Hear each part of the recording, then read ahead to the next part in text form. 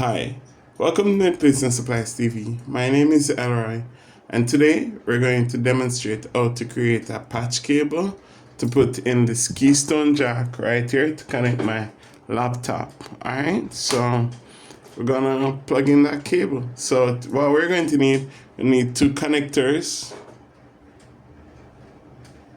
This is in, comes with 8 pin, and and the cable. And also the punch down, and we need also the crimp tool. All right, so we got our hands, we got our crimp tool, and let's go make our cable. So the first thing we want to do is that we're gonna look for this hole right here on the punch down tool. So we look for this hole, and then we're gonna put our cable in. I'm gonna remove the outer covering. Remove the outer covering, and then we're going to separate our wires. Alright, so we're going to separate them, and I'm going to use my nipping tool, which is my nipping tool, and we're going to cut this out. Alright, and then we're going to create a format for the color. So, going from left to right, gonna have white, orange. Then we're gonna have white, green. Then we're gonna go to blue. Then we're gonna have white, blue, then green, and then white, brown,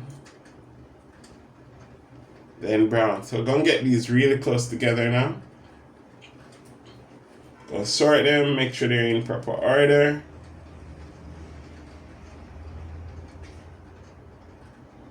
So once you get these in proper order, it can be a little bit tricky sometimes. A little bit tricky. You put it back down.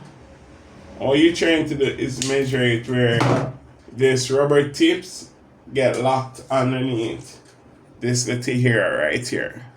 Alright, so you want to cut it as neat as possible to make sure everything fits properly. Then you take time and you gently place it up in there. And what you want to do is get that rubber tip all the way up in there. And then you look back at it just to make sure you get it correct. Alright? Once you have it correct, then you're going to put it in the crimp tool.